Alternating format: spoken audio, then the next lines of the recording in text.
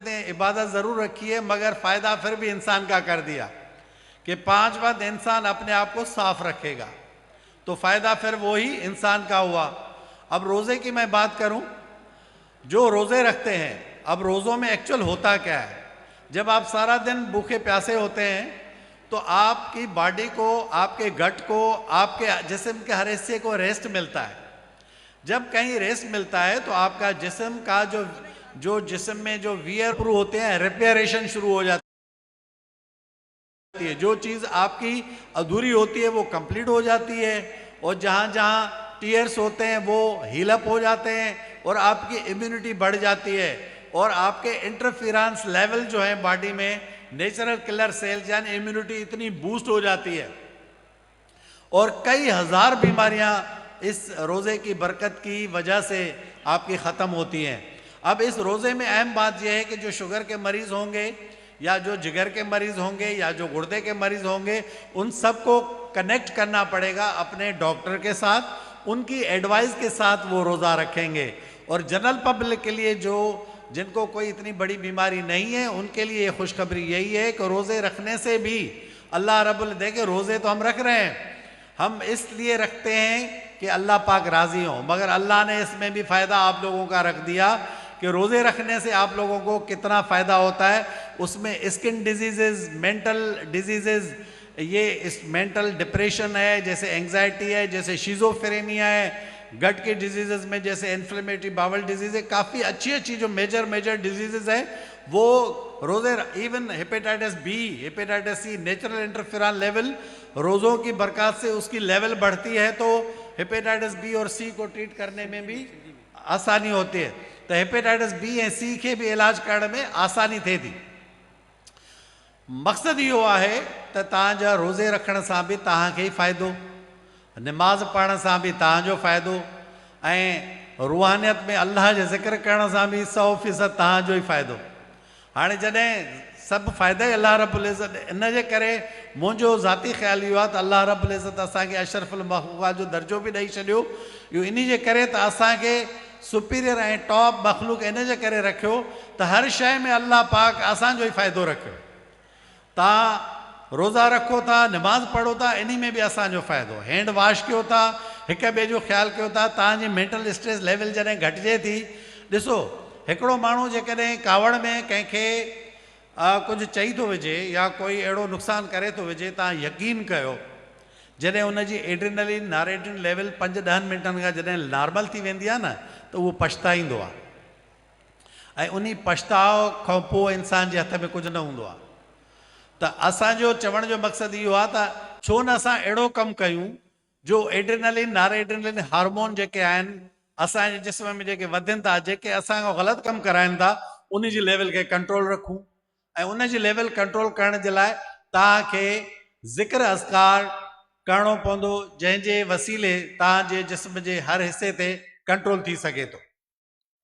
हाणे असां अचूं था त सभु शइ जेकी बि थिए थी, जेको GIT जूं जेके बि बीमारियूं आहिनि, उन मैदे जूं हुजनि या आंडे जूं हुजनि, उहे उन्हनि जो गेट कहिड़ो आहे, उहो आहे ओरल कैविटी, यानी तव्हांजो वात, माउथ। हाणे इन में ॾंद मौजूदु आहिनि, इन में ज़बान मौजूदु आहे, इन में मसूड़ा मौजूदु आहिनि। हाणे तव्हांखे इन्हनि जी हिफ़ाज़त कीअं करणी आहे? इन जी हिफ़ाज़त ईअं करणी आहे, मूं ॾिठो आहे प्रैक्टिकली, तव्हांखे मां तॾहिं शेयर थो कयां त माण्हू सुबुह सां उथनि, कोई बि मेजॉरिटी में जेको मूं सर्वे कयो आहे त माण्हू पेस्ट ई कोन पिया कनि या मिसवाक इस्तेमालु कोन था कनि। जॾहिं तव्हां मिसवाक या पेस्ट इस्तेमालु न कंदव त ओरल कैविटी जूं तव्हांजी बीमारियूं थियणु शुरू थींदियूं, यानी वात जूं बीमारियूं। उन जे अंदरि ज़बान में छाला, ज़बान पची पवणु, ज़बान जो इन्फेक्शन, कोई बि बैक्टीरियल फंगल या कोई बि, मसूड़ा तव्हांजा बीमार थियणु शुरू थींदा, मसूड़नि मां रत वहणु शुरू थिए, मसूड़ा सुजी वञनि। हाणे एॾो वॾो मसइलो थिए सिर्फ़ु सिंपल इन जे करे जो तव्हां जेकॾहिं पेस्ट कयो सुबुह सां उथी करे चङी तरह पंहिंजा ॾंद फास, जेको मिसवाक आहे मिसवाक इस्तेमालु करे, जेको पेस्ट आहे ब्रुश बि उन लेवल जो यूज़ थींदो जेको जहिड़े हिसाब जो उनजो मसूड़ा हूंदा। कोई माण्हू हार्ड ब्रुश यूज़ नथो करे सघे जेकॾहिं उनजा मसूड़ा कमज़ोर आहिनि, सॉफ्ट ब्रुश इस्तेमालु करणो पवंदो। ऐं कंहिंजा मसूड़ा मज़बूत आहिनि उनखे हार्ड, उहो डिफरेंट हर माण्हू ते डिपेंड करे थो, उहो पंहिंजी चॉइस ते पाण सिलेक्ट, या डेंटल जेके डिपार्टमेंट आहे उन खां उहो सिलेक्ट कराए सघे थो, या मिसवाक अहिड़ी शइ आहे जंहिंमें कंहिं बि असेसमेंट जी ज़रूरत न आहे, मिसवाक हर तबिके जो माण्हू लॻाए सघे थो। सिंपल हिकिड़ो मिसवाक, जॾहिं तव्हां उथो था तॾहिं बि तव्हां उन मिसवाक कयो, जॾहिं तव्हां राति जो लेटण वञो था, सुम्हण वञो था, तॾहिं बि तव्हां मिसवाक कयो। तव्हां यकीन ॼाणो इन करण, इन अमल सां तव्हांजूं 80-90% जेके ओरल कैविटी जूं जेके बीमारियूं आहिनि न, उहे ख़तम थी वेंदियूं। तो मिसवाक करणु इंतिहाई लाज़मी आहे, सुबुह जो उथण महिल ऐं राति जो सुम्हण महिल। इहो तव्हांखे हमेशह हाणे ज़हन में रखणी आहे, इन ते इंशाअल्लाह अमल बि करिणो आहे।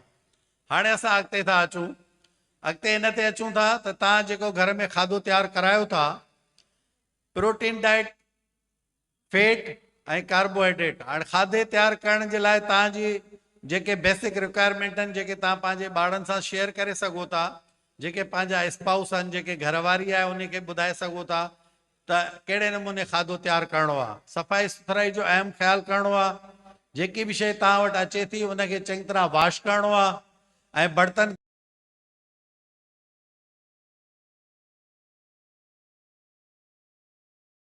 खे कोशिशि करे सुहिणे नमूने सां बॉयल वाटर सां जेकॾहिं वॉश थियनि, थोरी देरि जेकॾहिं उहे गरम पाणी में पिया रहनि त सभ खां भलो, उन्हनि खे चङी तरह तव्हांखे वॉश करिणो आहे। हफ़्ते में 2 या 3 ॾींहं तव्हांखे गोश्त जो इस्तेमालु करिणो आहे। पोइ जेकॾहिं को गोश्त अफोर्ड नथो करे सघे त उहो दाल बि इस्तेमालु करे सघे थो। कोशिशि करे हफ़्ते में 4 खां 5 ॾींहं तव्हां सब्ज़ी इस्तेमालु कयो, 1-2 या मैक्सिमम 3 ॾींहं तव्हां गोश्त या प्रोटीन डाइट उन में तव्हां इस्तेमालु कयो।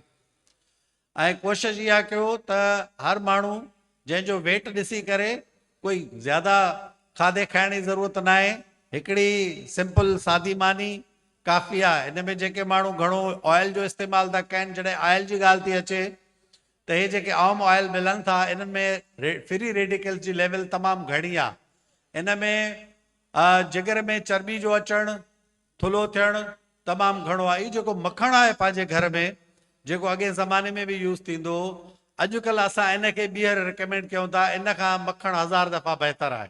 जेको आम तव्हां ऑयल यूज़ कयो था, इन खां सभ खां बहितर इहो आहे त तव्हां पंहिंजो जेको मखणु आहे, ॻोठनि में त ख़ासि तौर ते मखण जी अवेलेबिलिटी जो को इशू कोन्हे, उनजो इस्तेमालु थिए त सभ खां बहितर आहे। हाणे ऑलिव ऑयल, ज़ैतून जो तेल त तमामु महांगो आहे, जेको आम माण्हू जे अप्रोच खां ॿाहिरि आहे। हाँ, तो आपको क्या करना होगा कि मक्खन घर में इस्तेमाल करें, उससे आप सालन में उनको इस्तेमाल करवाएं, तो उससे आपको बहुत फायदा होगा। और जो आम ऑयल्स हैं, इस ऑयल्स में फ्री रेडिकल लेवल कंसंट्रेशन ज़्यादा है, जो इनका आप कम इस्तेमाल करेंगे। या जो कन्यूला ऑयल है या जो ऑलिव ऑयल है, जो मतलब वो बड़े एक्सपेंसिव है, जो अफोर्ड कर सकते हैं तो वो भी बहुत अच्छे हैं अपने सालन में इस्तेमाल करने के लिए, जिससे ये सालन बनते हैं या खाने बनते हैं। इसके अलावा आपको घर के अंदर सफाई सुथराई का खास ख्याल रखना है।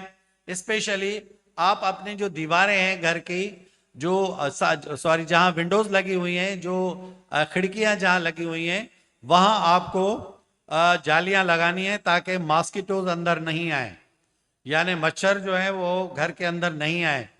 घर के अंदर कोई खड़ा हुआ पानी मत छोड़े। किचन के अंदर कोई गिलास भरा हुआ है या किसी बर्तन में पानी मौजूद है तो आप कोशिश करें, एक देखिए 2-4 दिन, 10 दिन, 15 दिन जब आप प्रैक्टिस करेंगे ना, तो आपके चीज वो हैबिट में आ जाएगी। तो आप क्या करेंगे कि सारे बर्तन साफ सफाई सुथराई के साथ किचन को अच्छे तरीके से क्लीन करवाएं। बाहर आपके सहन में कोई खड़ा हुआ पानी नहीं होना चाहिए। अगर आपका घर में कोई गार्डन है तो आपको विंडोज की श्योरिटी करनी है कि विंडो से मॉस्किटो अंदर नहीं आए, क्योंकि गार्डन में अमूमन मॉस्किटोज होते हैं, मच्छर होते हैं। तो खिड़कियां आपको अच्छे तरीके से, दरवाजे आपको अच्छे तरीके से बंद करने हैं ताकि मच्छर अंदर ना आए। और जो मच्छर मार दवाई है अंदर, वो उसका इस्तेमाल करें। किनको अस्थमा या एलर्जी होती है उनका आप ख्याल रखिएगा। बाकी घर में आप मेश वगैरह इस्तेमाल करवाएं अच्छे तरीके से।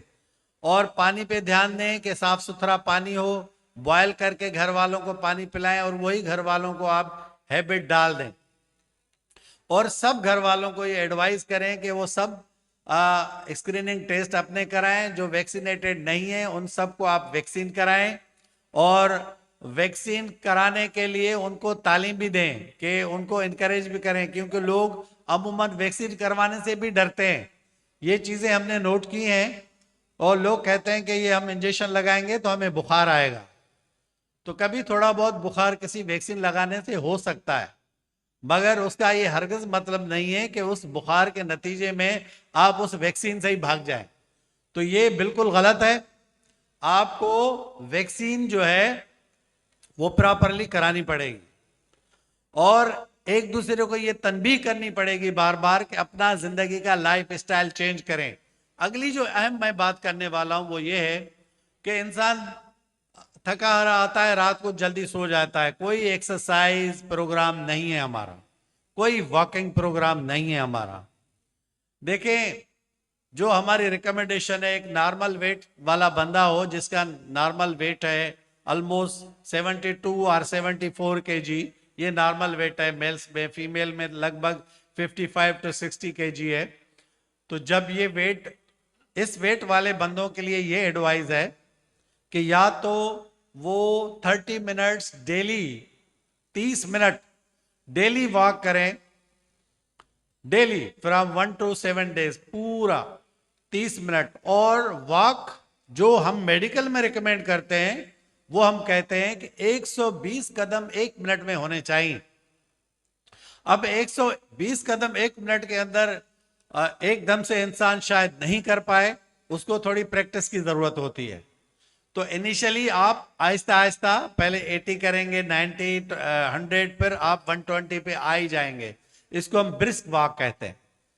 तो ये यकीन जाने, अगर आप ये वॉक करते हैं डेली 30 मिनट आप अपनी जिंदगी के निकालते हैं, सुबह को करें, दोपहर को करें, शाम को करें, रात को करें, कोई टाइमिंग नहीं है। अब यहाँ पे भी बंदे ये पूछते हैं कि सर वो सुबह को कर लें, दोपहर को कर लें या रात को कर लें। ओ भाई, कोई भी टाइम मिले कर लें, नो इशू। वो कुछ कहते हैं खाने से पहले कर लें, बाद में कर लें, इसका भी कोई इशू नहीं है। तो आप पहले कर लें, बाद में कर लें, सुबह में कर लें, दोपहर में कर लें, शाम में कर लें। कम से कम 30 मिनट की वॉक आपकी होनी चाहिए डेली। अगर आप कहते हैं कि नहीं मैं हफ्ते में कोई एक दिन रेस्ट भी कर लूं, तो फिर 45 मिनट्स 5 टाइम्स अ वीक, यानी हफ्ते में 5 दिन आप 45 मिनट फिर आप वॉक करेंगे। वो बंदे जो नॉर्मल वेट रखते हैं और जिनका वेट ज्यादा है, जो 80 किलो का है, 90 किलो का है, जिनका वेट ज्यादा है, तो उनको ज्यादा वॉक करनी पड़ेगी। ज्यादा वॉक का मतलब जो वॉक है उसे डबल ट्रिपल, तो उसको आपको बढ़ाना पड़ेगा। वो जितनी आप वॉक बढ़ाएंगे अगले 2, 3 या 6 महीने के अंदर अंदर आहिस्ता आहिस्ता, और डाइट पे भी प्लस कंट्रोल रखेंगे। ऐसा नहीं है कि यहाँ पे एक बंदा वॉक करके आ गया, एक 1.5 घंटा भी लगा के आया, 2 घंटे भी लगा के आया, आके खाने पे टूट पड़ा, एक के बजाय 10 रोटियां खा गया, 4 रोटियां खा गया, कोई फायदा नहीं होगा फिर वॉक का। तो आपको डाइट को भी फुल कंट्रोल करना है, यानी एक्सेस डाइट की जरूरत ही नहीं है। जब आपकी कैलोरीज रिक्वायरमेंट पूरी हो गई तो फिर आपको ज्यादा खाने की क्या जरूरत है। एक बंदे की रिक्वायरमेंट ही 2000 से 4000 कैलोरीज के दरमियान में है, क्या जरूरत है आप 10-10 हजार, 15-15 हजार कैलोरीज खा रहे हैं? कोई जरूरत नहीं है इसकी, और इसकी कोई तरगीब भी नहीं दे रहा है आपको, वो अपना आपका नफ्स है जो खिला रहा है। तो उस नफ्स को आप कंट्रोल करें। देखें, खाने के मामले में नफ्स को कंट्रोल करना इतना आसान नहीं है। मैं सिर्फ ये बात कर रहा हूं, उस पर वाकई भी कंट्रोल करना आसान नहीं है, मैं समझता हूं इस बात को तहे दिल से। मगर अगर आपकी जिक्र अस्कार दिल में है, अल्लाह के याद दिल में है, और नफ्स पे पूरा कंट्रोल करने की प्रैक्टिस है, तो आप यकीन जाने आप भाग जाएंगे उसे। आप कोशिश करें कि एक जो दस्तरखान लगता है इतना बड़ा, वहां सारे लोग इकट्ठे होते हैं, आप कोशिश करें एक रोटी कोई हल्की सी लेके साइड हो जाए। जितना देखेंगे आपको और अर्ज होगी कि और खाया जाए, और खाया जाए, और खाया जाए। तो ये खाने पे कंट्रोल नहीं करेंगे तो उसका नतीजा इंतहाई खराब निकलेगा। वेट बढ़ जाएगा, जोड़ों की बीमारियां, शुगर की बीमारियां, मैदे की बीमारियां, कब्ज की बीमारियां, मोशन की बीमारियां, इतनी सारी बीमारियां पंगे में लेने की जरूरत क्या है? अगर आप अपने आप को कंट्रोल में रखेंगे तो सारी चीजें आसान हो जाएंगी। और ये कंट्रोल इसके लिए आपको प्रैक्टिस की जरूरत है। तो आज ये बात क्लियर हो गई कि वॉक हमें, जो नॉर्मल वेट वाला है उसको 30 मिनट की वॉक की जरूरत है डेली, या वो 45 मिनट यानी 45 मिनट 5 टाइम्स अ वीक, हफ्ते में 5 मरतबा, यानी 2 दिन की छुट्टी मिल जाएगी उसमें, सैटरडे एंड संडे। तो उसको डेली वॉक करने की, सिर्फ खुद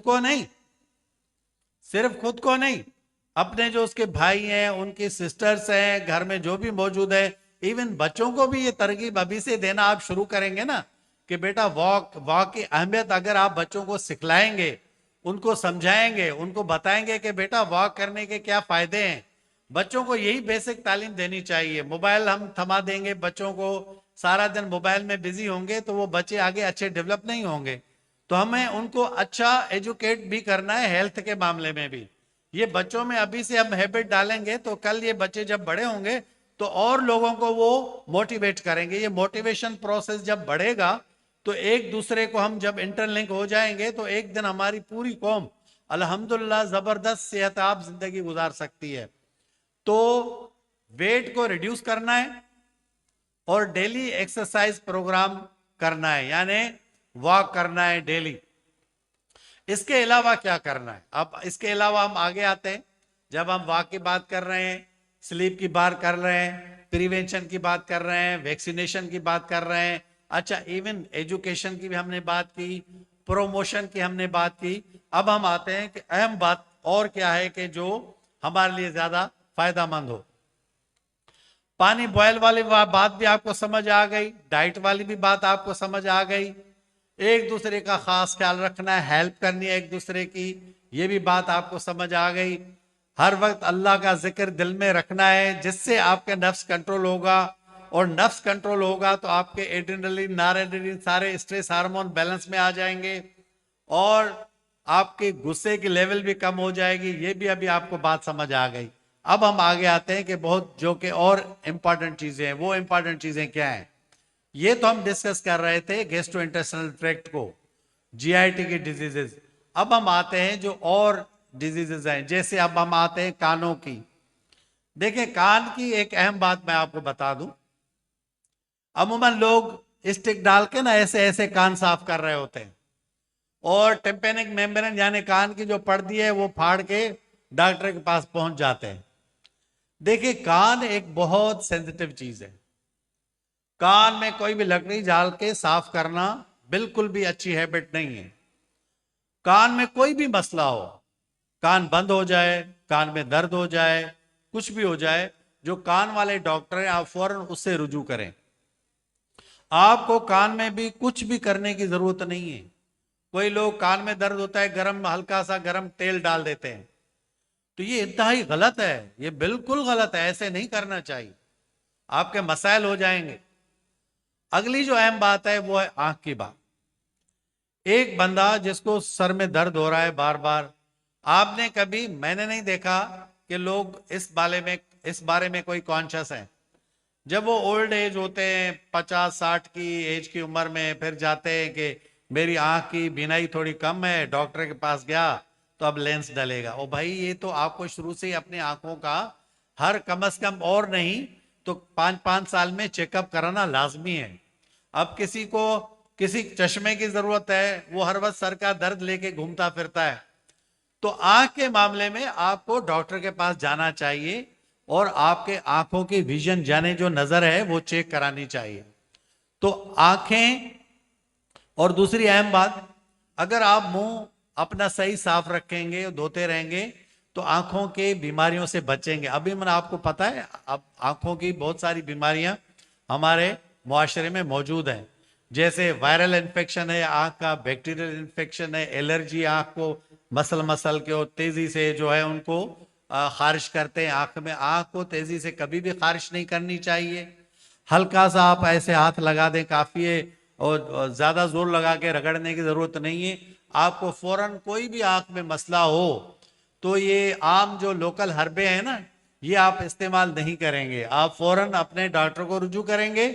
और अहम जो बात है वो आप हर वक्त अपना फेस वॉश करें सादे साबुन के साथ, वही काफी है, उससे भी आपके आंखों की बीमारियां बची रहेंगी। और नाक की अब हम बात करते हैं। देखिए नाक, कुछ लोग ऐसे हैं जो नाक को सही तरीके से साफ नहीं करते। ये 5 वक्त जो आप वजू करते हैं ना, तो इसमें आप नाक में भी पानी डालते हैं, आपको पता है अच्छे तरीके से। तो अल्लाह रब्बुल इज़्ज़त को कितना एक हमारी यानी मखलूक के लिए अल्लाह रब्बुल इज़्ज़त ने क्या क्या आसानियां पैदा नहीं की। नाक में अगर नाक आपका गंदा रहे तो उसमें अंदर इन्फेक्शन होता है, उसके अंदर पोलिप्स हो जाते हैं, उसके अंदर रानाइटिस यानी वायरल की बैक्टीरियल या फंगल इन्फेक्शन हो सकते हैं। नाक के, नाक बंद हो जाएगी, नाक खुल जाएगी, नाक से कभी खून भी आ सकता है। तो नाक की हिफाजत करना, नाक को अच्छे तरीके से हल्का सा पानी लगा के साफ करना इंतहाई जरूरी है। बेड टाइम पे भी आप देखें ईशा की नमाज पढ़ते हैं, इसलिए तो हम कहते हैं कि आधे घंटे के बाद ही सो जाएं, तो उसमें आपका नाक भी अच्छे तरीके से साफ हो चुका होता है। तो नाक का भी आपको खास ख्याल रखना है। उसके बाद हम आते हैं गले की। अमूमन आपने देखा होगा लोगों को यहाँ गिठलियां होती हैं कभी कभी। चार लोग ये कहते हैं कि जाएं किसी फिला आदमी के पास, वो इसको तोड़ देगा। वो भाई ये ऐसा कभी नहीं है। और सिंधी में चवंदा न कलियूं पयूं आहिनि, कलियूं उनखे जेको आहे टोड़ींदो फलाणो माण्हू। तो इंतहाई ये गलत बात है। ये लिम्फ नोड हो सकते हैं, कोई बड़ी बीमारी की अलामत हो सकती है। आपको फौरन डॉक्टर को रुजू करना होगा, डॉक्टर के पास जाएं और उनसे आप थारोली चेकअप कराएं। और अगला जो अहम है, ये थायराइड की हम बात कर रहे हैं। थायराइड ग्लैंड यानी एक ऐसा ग्लैंड है जो आपके पूरे जिस्म को कंट्रोल करता है। अब इस थायराइड ग्लैंड के लिए आपको क्या करना होगा? देखें, अभी आपने जो नमक इस्तेमाल कर रहे हैं आजकल, मुझे नहीं पता कितने लोग आयोडाइज्ड नमक इस्तेमाल करते हैं जिसमें आयोडीन मौजूद होती है। अमूमन मैंने देखा है हमारे सिंध के अंदर या पाकिस्तान में कई रीजन्स ऐसे हैं जिनके अंदर थायराइड की डिफिशियंसी होती है, तो उस लोगों को हाइपोथायराइडिज्म होता है, तो आयोडीन की कमी। तो हमेशा हम ये एडवाइस करते हैं कि आप नमक जो है वो आयोडीन मिला नमक इस्तेमाल करें। सस्ता है, कोई इतना महंगा नहीं है, सेम थोड़ी सी प्राइस में कोई फर्क होगा थोड़ा सा, तो ये आप इस्तेमाल कर सकते हैं, जिसको आयोडाइज्ड नमक, आयोडीन मिला नमक, ये बहुत इंपॉर्टेंट है जो कि आप घर में इस्तेमाल करेंगे। इससे आपकी हाइपोथायराइडिज्म की बीमारियां अमूमन कवर रहेंगी। हाँ, अगर यहाँ एक बड़ा स्वेलिंग हो गई है पूरा, यहाँ के आपको मांस या कोई गिठली नजर आ रही है, तो आपको फौरन अपने डॉक्टर से ही रुजू करना पड़ेगा। अच्छा, उसके बाद हम आते हैं सांस के बीमारियों के ऊपर।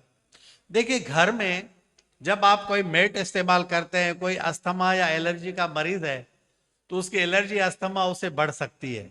तो आप पहले ख्याल तो करें खास कि वो कोई एलर्जी या अस्थमा का पेशेंट आपके घर में मौजूद तो नहीं है। पहले आप उसको देखेंगे, पहले असेस करेंगे कि ऐसा कोई बंदा नहीं है, तो फिर आप घर में ये मेट वगैरह इस्तेमाल कर सकते हैं। इसका आपको खास ख्याल रखना है। यहाँ पे जो बहुत इंपॉर्टेंट बात है, जो पुराने दमे के पेशेंट होते हैं एलर्जी वगैरह के, आजकल पूरे पाकिस्तान के अंदर ऑलमोस्ट कराची में जैसे इस्लामाबाद में कुछ एलर्जी सेंटर्स हैं, तो आप उनसे रुजू कर सकते हैं। ये दमा कभी उस एलर्जी सेंटर में जाने के बाद, छोटी छोटी वैक्सीन करने के बाद ये दमा खत्म भी हो सकता है। तो पॉसिबिलिटी, लाइकली चांस है किसी स्पेसिफिक चीज से अगर वो एलर्जी है अमूमन, तो उससे ये दमा खत्म भी हो सकता है। चेस्ट की जो बीमारी के जो भी मरीज होते हैं, वो चाहे सिगरेट, अब सिगरेट की बात आ रही है बीच में, अब सिगरेट के बारे में थोड़ा बताएंगे कि चेस्ट की जो डिजीजेज अमूमन होती है, इनके लिए चाहिए कि उनको इन्फ्लुएंजा और न्यूमोकोकल वैक्सीन हमें करवाना चाहिए। अगर किसी के घर में चेस्ट का कोई मरीज है, सीने का यानी दमे जो मरीज आहे या टीबी जो मरीज आहे या कोई अड़ो मर्ज आहे उनके सीने जो, चेस्ट का अगर कोई मर्ज है, तो उसको चाहिए कि फौरन दो ये वैक्सीन जो मैं बता रहा हूं, न्यूमोकोकल इन्फ्लुएंजा वैक्सीन, फौरन उनको करवा लेनी चाहिए। अब यहां पे बात आ रही थी स्मोकिंग की। देखिए, लोगों में एक आदत जो आम पाई गई है, गुटखा, पान, चालिया,